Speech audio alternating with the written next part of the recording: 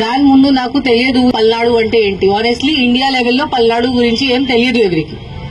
అందరికీ విజయవాడ, విశాఖపట్నం, తిరుపతి తెలుసు అంతే. పల్నాడు గురించి ఎవరికి తెలియదు. ఇప్పుడు పల్నాడు మొత్తం ఫేమస్ అయింది మొత్తం India wide. But for what?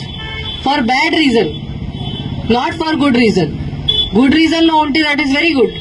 But ఎందుకు?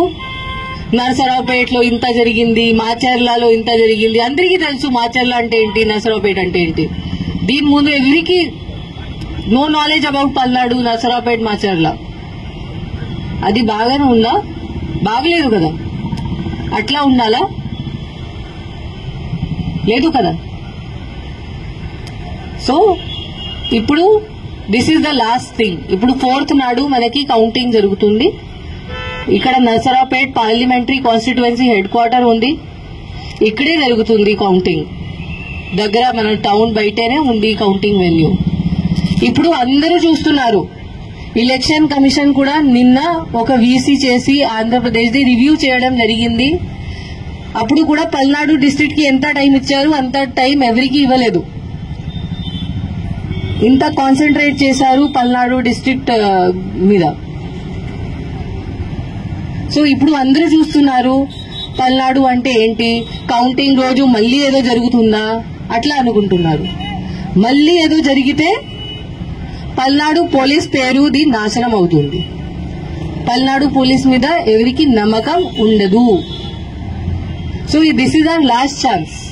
పల్నాడు పోలీస్ ఇమేజ్ సేవ్ చేయడానికి ఇది మన లాస్ట్ ఛాన్స్ ఉంది. బట్ యాజ్ నేను చెప్పాను, నాకు తెలుసు దట్ పల్నాడు పోలీస్ ఆఫీసర్స్ మీరు అందరూ ఉన్నారు. You are very good quality officers.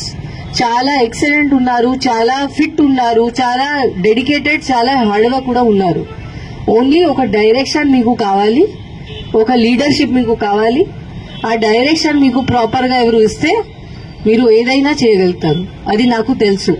And ఇప్పుడు టైం వచ్చింది. ఆ టైం వచ్చింది. మన మీద ఒక పెద్ద క్వశ్చన్ మార్క్ ఉంది. ఆ క్వశ్చన్ మార్క్ క్లియర్ చేయడానికి మనకి టైం వచ్చింది. మనం ఇప్పుడు చూపించాలి that how strong Palnadu police can be. కి ఇక్కడ నరసరావుపేటలో, పల్నాడు డిస్ట్రిక్ట్ లో పల్నాడు పోలీస్ ఉంటే ఎవరు ఏం చేయడానికి లేదు, ఏం క్రిమినల్ యాక్టివిటీ ఇక్కడ జరగడానికి లేదు. ఇది మనం ఇప్పుడు ప్రూవ్ చేయాలి అందరికీ. ఇక్కడ ఓన్లీ పీస్ఫుల్ ప్రాపర్ బిహేవియర్ జరుగుతుంది, అరాచకంగా ఇక్కడ జరగదు. ఇది మనం ప్రూవ్ చేయాలి, చూపించాలి. ఎవరికి ఇంత ధైర్యం ఉంటే బయట వచ్చి ఏదో గొడవ చేస్తే మనం వాళ్ళకి అసలు వదిలేము.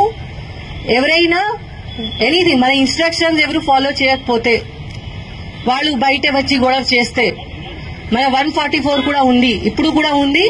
ఇప్పుడు పబ్లిక్ బెనిఫిట్ కోసం మనం ఇంత స్ట్రిక్ట్ గా ఇంప్లిమెంట్ చేయట్లేదు. బికాస్ దానివల్ల చాలా మంది innocent persons, small shop keepers ఉన్నారు, వాళ్ళకి చాలా నష్టం జరుగుతుంది. కాబట్టి మనం ఇప్పుడు రిలాక్స్ అయ్యాము.